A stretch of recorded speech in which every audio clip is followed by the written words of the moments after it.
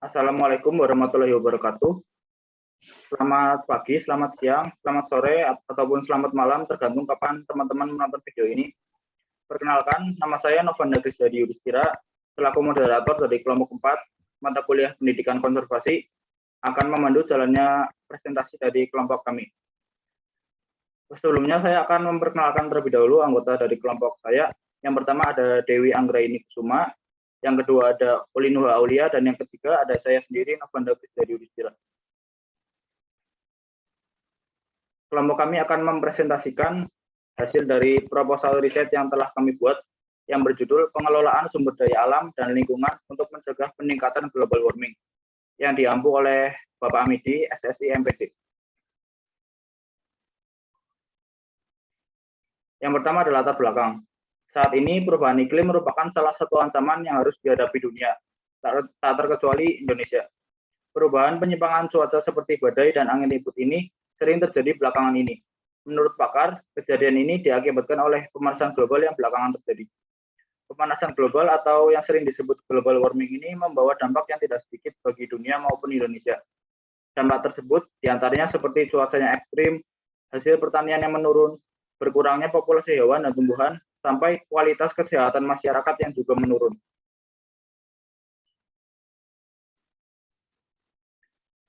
Pemanasan global ini bukan merupakan isu yang baru bagi dunia, dan diperlukan strategi yang tepat untuk mengatasi dan mengembalikan fungsi lingkungan hidup menjadi seperti semula.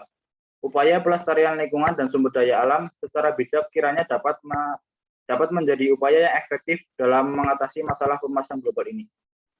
Untuk materi selanjutnya akan dijelaskan oleh rekan saya.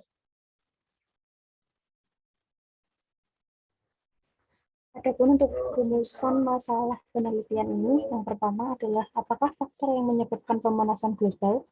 Kemudian yang kedua, apakah pelestarian sumber daya alam dan lingkungan hidup dapat membantu mencegah pemanasan global. Dan yang ketiga, bagaimana bentuk tindakan pelestarian yang dapat dilakukan guna mencegah pemanasan global.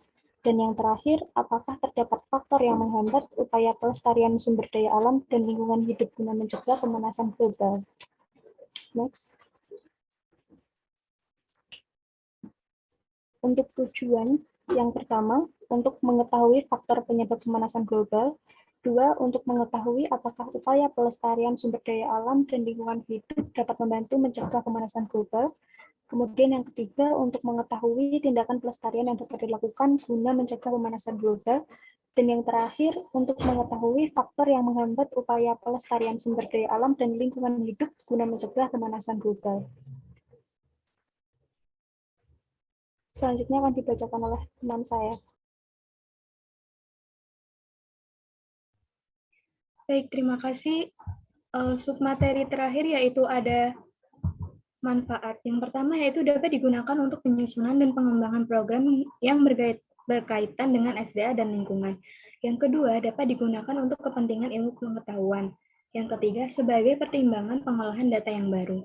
Yang keempat, sebagai referensi untuk pembuatan makalah atau proposal penelitian dengan tema serupa. Yang terakhir, manfaat terakhir yaitu sebagai sarana edukasi mengenai pentingnya pengelolaan SDA dan lingkungan, serta sebagai petunjuk untuk mengelola SDA di lingkungan sekitar dengan bijak. Baik, terima kasih materi yang saya sampaikan cukup. Sampai sini saya kembalikan kepada moderator. Baik, terima kasih teman-teman atas penjelasan materinya. Kiranya sampai sini saja presentasi dari kelompok kami. Semoga materi yang kami bawakan dapat membawa ilmu pengetahuan baru bagi teman-teman semuanya. Jika ada salah kata, mohon maaf. Wassalamualaikum warahmatullahi wabarakatuh.